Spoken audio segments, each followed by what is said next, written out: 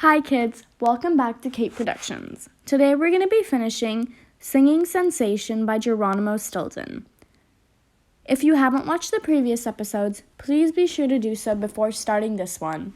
Anyways, let's get started. A Crook and a Camper. Hercule stamped his paw, sending up a cloud of dust. "I told you someone was stealing CDs," he squeaked. "Remember when I asked for your help on this case?" Somewhere in the back of my brain, I did remember. I apologized to Hercule. Then I asked, "What do we do now?" "I've got it all under control, Geronimo," Hercule answered. "Come back tonight and we'll sniff out this case together." Later that evening, I scampered back to Hercule's office. I knocked on the door. Knock, knock, knock. A sack of flour bonked me on the head. I was covered from head to tail in white powder. "Why me?" I shrieked. Hercule appeared at the door. "How do you like the flour, Geronimo?" he asked. I ran out of ketchup. I dusted my sauce off, then I went in. "I was just making a banana shake," Hercule said, hitting a button on the blender. "Want some?" I shook my head. I know they're healthy, but I can't stand bananas. When the drink was ready, Hercule slurped it down in one gulp. Then he let out a loud burp. I made a mental note to return the magnifying glass I had bought my friend for Christmas. I'd use the money to buy him a subscription to Gentle Mouse Weekly instead. I was still thinking about Gentle Mouse Weekly when Hercule's phone rang. "I've got some exciting news, Geronimo," Hercule announced after he hung up. "The police need me to track down a mysterious black camper. It belongs to a thief whose nickname is the Musical Pirate." According to the police, the Musical Pirate was selling CDs and making copies of them. Then he passed them off to a rat named Sleazer, who sold them to the innocent mice of New Mouse City. Now I know who had stolen my CD, but there was still one problem. How do you catch a crook and a camper? The Cruel Cat Express. I should have known Hercule already had a plan. That night at midnight, we scampered down to the waterfront.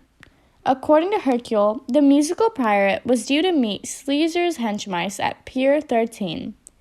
It was cold, turkey, and spooky at the pier. To make matters worse, Hercule had insisted we disguise ourselves as fisher mice. Before I could say squeak, he had sprayed me with a gallon of fish oil. I sunk like a rotten fish market on a summer day. Hours went by with no action.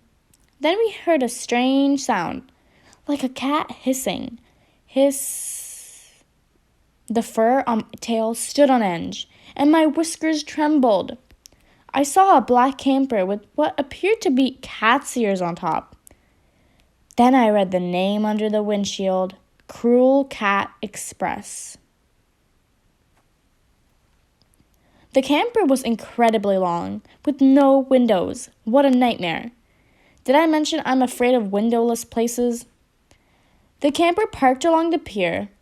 An invisible door opened with a swish. A cat whose fur was as dark as a moonless night stepped out.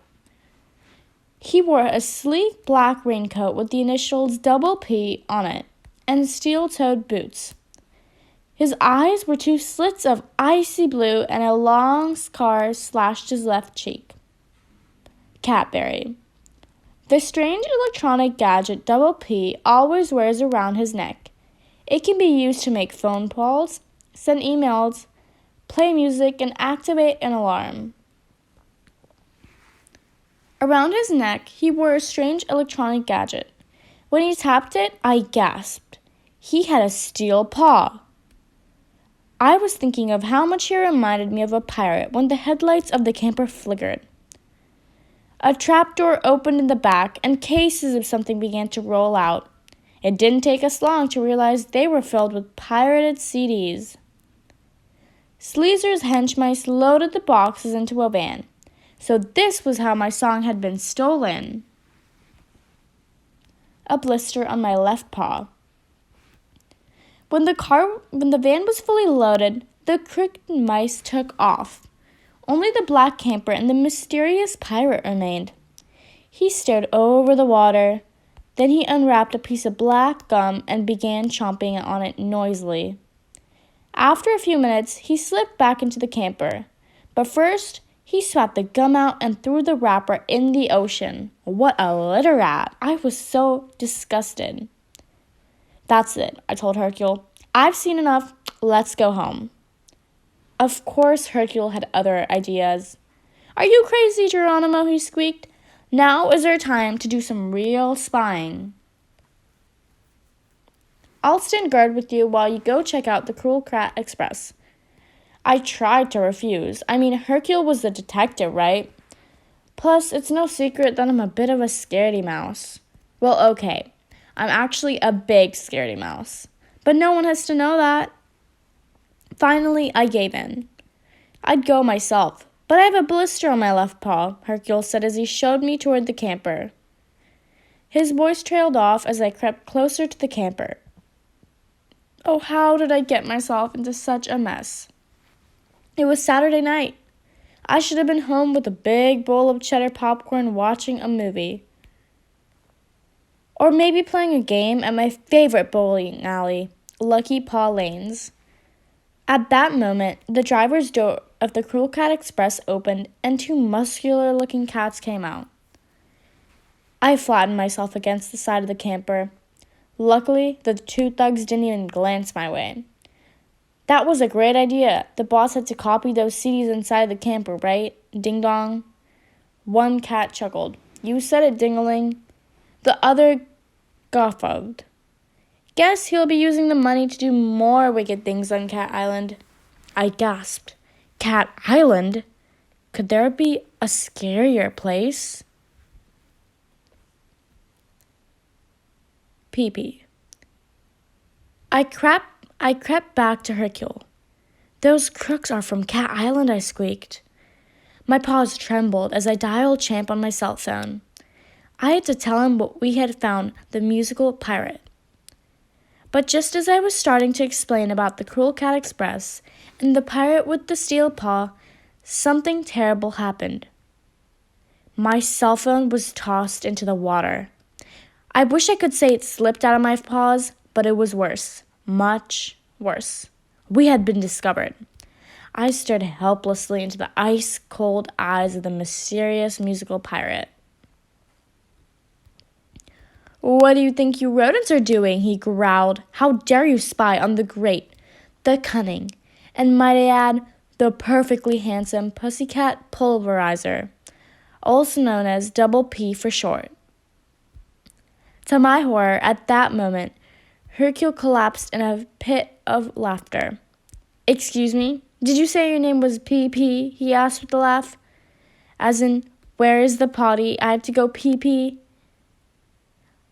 Pussycat Pulverizer looked like he was about to explode. Steam shot from his ears. They're my initials, fool, he hissed. Hercule just smirked. Whatever you say, P.P., he said. Double P appeared to be growing angrier by the minute. I had to do something. Mr. Double P? Sir, we are just poor fishing mice passing through, I said, meekly as I tried to scoot away from him. Well, get out of your fur now. Double P wrinkled his nose. You do stink like fish, but I say you're spies, he roared. He grabbed his catberry. Be ready to leave in an hour, he yelled into the device. Just then, a cat with white fur and a black spot around his eye began to whine. But, cousin, we just got here, he mewed. I wanted to get a mug of fresh milk and a plate of sardines. At the Rat's Nest Diner, I heard they serve cats. Double P rolled his eyes. Forget it, Cleveland, he hissed. Cleveland stamped his paws. No fair, I never get to do anything fun. He started to whine. Then he stopped. Double P was glaring at him with a deadly look in his eyes. Oops, did I say that? Sometimes my words get so mixed up, Cleveland stammered. I always have fun when I'm around you, cousin. Better get packing. Hey, maybe I can whip up a black eel pie for dinner and some of that fancy black licorice you like so much?" As Cleveland slunk away, a tall cat with steel-studded bracelets on each paw strode over to us. His name was Puny, but he was as big as my muscle. Big Belly's industrial-sized refrigerator. Puny took everything we had in our pockets. Then he turned toward Double P. "What should we do with these good-for-nothing rodents, boss?" he asked. A few minutes later, Hercule and I found ourselves tied up in a room with lots of recording equipment. "This place has soundproof walls, so don't even bother screaming," Puny advised before he left. Oh, how did I get myself into such a mess? Pussycat Pulverizer. Who is he? A mean, nasty cat who travels around in a long black camper called the Cruel Cat Express. Nickname? The Musical Pirate. What does he do? He makes copies of stolen CDs in his high-tech camper. He never stays in the same place, so it is difficult for authorities to catch him. Unusual markings? His right paw is made out of steel. His battle cry? "We are cats and we eat rats." His plan? To sell thousands of pirated CDs so he can become rich. His weakness? Black licorice chewing gum. His dream? To become the most powerful cat on Cat Island.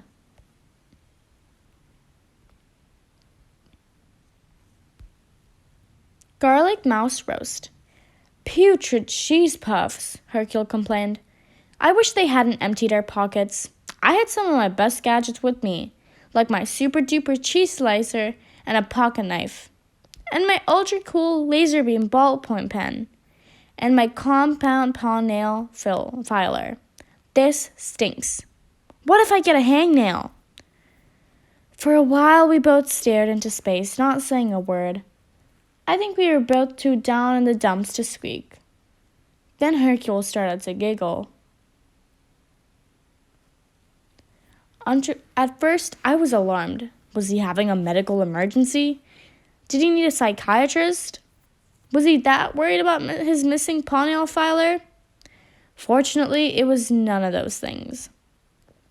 Hercule had come up with a brilliant escape plan.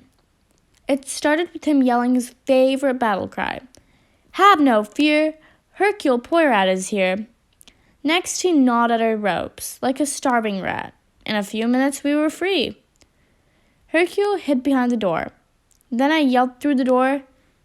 "Excuse me, Mr. Puny," I called. "Can you come here for a minute?"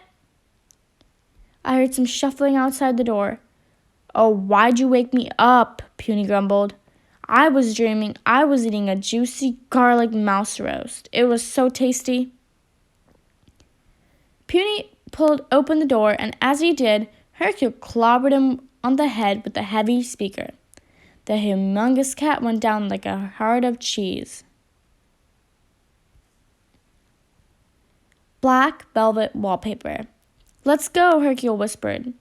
We tiptoed around Puny and found ourselves in a long hallway covered with black velvet wallpaper. My teeth chattered. What a dark and spooky place! I shivered.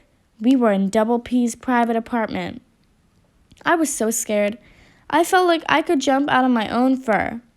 I tried not to scream as we passed an aquarium filled with piranhas. Then something caught my eye that made my heart stop. A cat in a black raincoat sat hunched over a computer screen. Yep, it was Pussycat Pulverizer himself. He was staring at the string of numbers that were flashing across the monitor. "I'm rich, he meowed. "I made more money selling these pirate CDs than I've made in my whole 9 lives. He picked up his catberry, chuckling wickedly. "We leave for Cat Island in an hour," he announced. "Get packing." I was ready to pack it up myself when the worst thing happened. Double P turned and spotted us. "Catch them!" he shrieked. Just then, I heard a familiar voice shouting outside. "Give yourselves up!" the voice bellowed. You're surrounded. It was Champ Strongpaws. With a cry, Double P shrieked into his catberry. Attention all felines on the Cruel Cat Express. This is an emergency. I repeat, emergency. Everyone to the submarine now. A mysterious submarine. There was no time to waste. We had to get out of that camper or we'd be mouse roasts for sure. At last, we had made it to the door and burst outside. We were just in time. The Cruel Cat Express took off at breakfast speed. I was so exhausted, I collapsed on the ground. Big mistake. Seconds later, a super fit mouse on a bicycle built for three skidded to a stop inches from my snout. Can you guess who it was? It was Champ Strongpaws, of course. Hop on, he squeaked. We've got to stop those cats. We jumped on the bike, and the three of us began to pedal frantically. Sweat sprang from my fur. Did I mention I'm not much of a sport mouse? We had almost reached the camper.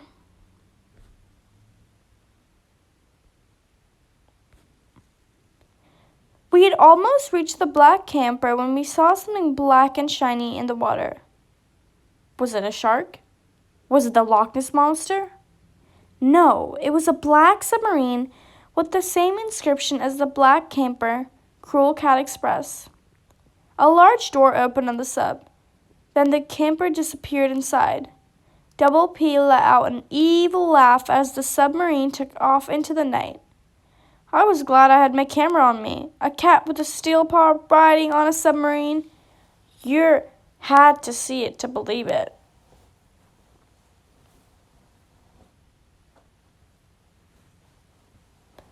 That's it for this episode, but be sure to watch the next where we finish the singing sensation. Thank you for listening, and be sure to like, comment, and subscribe.